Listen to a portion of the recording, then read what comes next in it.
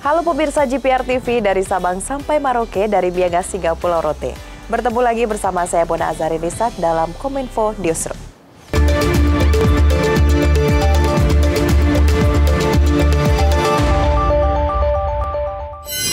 Mengawali informasi pertama, Presiden Joko Widodo menerbitkan keputusan Presiden terkait dengan penetapan status faktual pandemi COVID-19 di Indonesia.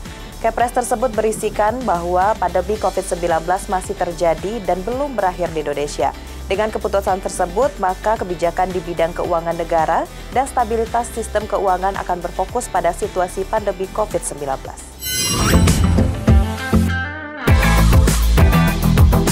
Presiden Joko Widodo menerbitkan keputusan Presiden nomor 24 tahun 2021 tentang penetapan status faktual pandemi COVID-19 di Indonesia. Dalam Kepres yang ditandatangani oleh Presiden Jokowi pada Jumat 31 Desember 2021 menyebutkan, serangkaian upaya penanganan pandemi yang akan dilakukan pemerintah dalam beberapa waktu ke depan. Mengingat saat ini penyebaran wabah global masih senantiasa mengancam setiap daerah di tanah air. Adapun keputusan tersebut yakni menetapkan pandemi COVID-19 yang merupakan global pandemik sesuai dengan pernyataan WHO secara faktual masih terjadi dan belum berakhir di Indonesia.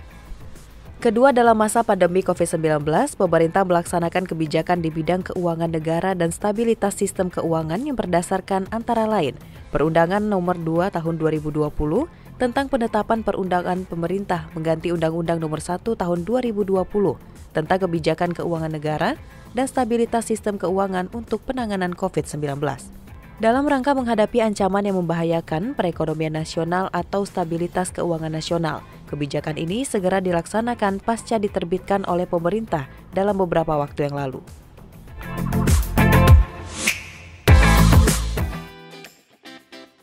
Sementara itu, Presiden Joko Widodo juga memutuskan pemberian vaksin booster akan dimulai dari tanggal 12 Januari 2022.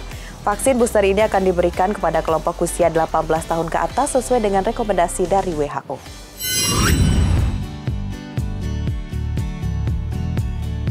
Berdasarkan arahan Presiden Joko Widodo, pemerintah telah memutuskan pemberian vaksin booster akan dilaksanakan pada 12 Januari 2022. Menteri Kesehatan Republik Indonesia Budi Gunadi Sadikin menyebutkan vaksin booster akan diberikan ke kelompok usia di atas 18 tahun sesuai rekomendasi dari WHO. Kemudian kriteria kabupaten kota yang bisa melaksanakan vaksinasi dosis ketiga ini yakni memiliki cakupan vaksinasi COVID-19 sebanyak 70% untuk suntikan dosis vaksin pertama dan 60% dosis vaksin kedua. Vaksinasi booster ini juga akan diberikan dengan jangka waktu di atas 6 bulan sesudah dosis kedua. Kita identifikasi ada sekitar 21 juta sasaran di bulan Januari yang sudah masuk ke kategori ini. Dan jenis boosternya nanti akan kita tentukan, ada yang homolog atau jenisnya sama, ada yang heterolog jenis vaksinnya berbeda. Yang mudah-mudahan nanti akan bisa segera diputuskan tanggal 10 sesudah keluar rekomendasi dari ITAGI dan BPOM. Pemirsa, pasca periode libur Natal dan Tahun Baru, pemerintah akan melakukan pengawasan setiap mobilitas masyarakat. Pengetatan pintu masuk negara dilakukan agar meredam kenaikan dari kasus COVID-19, terutama varian Omikron. Pemerintah akan melakukan pengawasan setiap mobilitas masyarakat pasca periode libur Natal dan Tahun Baru. Pengawasan tersebut dengan menjaga ketat di pintu-pintu masuk seperti bandara, pelabuhan, dan pos perbatasan darat juga akan digiatkan. Guna untuk memenuhi kebijakan aturan karantina bagi para pelaku perjalanan luar negeri. Hal ini disampaikan oleh Menteri Koordinator Bidang Perekonomian Airlangga Hartarto dalam konferensi pers secara virtual Senin 3 Januari 2022.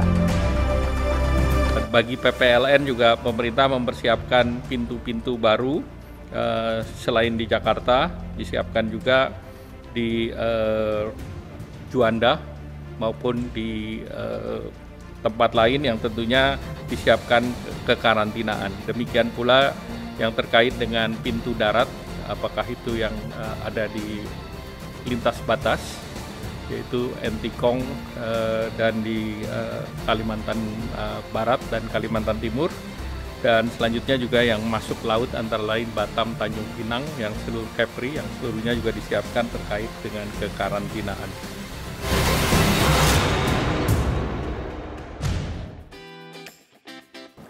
Di awal tahun 2022, Indonesia memiliki catatan baik terhadap kasus pandemi COVID-19, yakni terjadinya penurunan kasus positif COVID-19. Saat ini ada sebanyak 27 provinsi di Indonesia yang sudah mencapai angka di atas 70% dosis pertama vaksinasi COVID-19. Dengan capaian ini, pemerintah terus menghimbau kepada masyarakat agar tidak terlena dan terus menjaga protokol kesehatan. Di awal tahun 2022, Indonesia memiliki catatan kasus positif COVID-19 yang baik, yakni terjadi penurunan angka kasus COVID-19 yang saat ini berada pada angka 174 kasus per hari. Presiden Joko Widodo menyebutkan bahwa ini merupakan kerja keras bersama berbagai pihak. Jika dilihat pada pertengahan tahun 2021, kasus COVID-19 mencapai angka 56.000 kasus. Presiden juga menyebutkan, hingga tanggal 3 Januari 2021, sudah ada sebanyak 281.299.690 dosis vaksin yang telah disuntikan kepada masyarakat Indonesia. Selain itu, saat ini telah ada sebanyak 27 provinsi yang telah mencapai di atas 70% dosis pertama vaksinasi COVID-19. Tentunya banyak hambatan dalam pelaksanaan vaksinasi COVID-19, termasuk geografi Indonesia, juga menjadi salah satu tantangan dalam melakukan vaksinasi. Pada hari kemarin, 2 Januari 2022, dari 56.000 di pertengahan Juli kemarin berada di angka 174 kasus per hari. Dari 56.000 turun menjadi 174 per hari. Inilah yang harus kita syukuri dan kita jaga agar tidak terjadi kasus seperti tahun 2021 di pertengahan Juli tadi. Kita juga patut bersyukur bahwa negara kita, kalau dihitung dari jumlah total populasi, berada di angka 1,6%.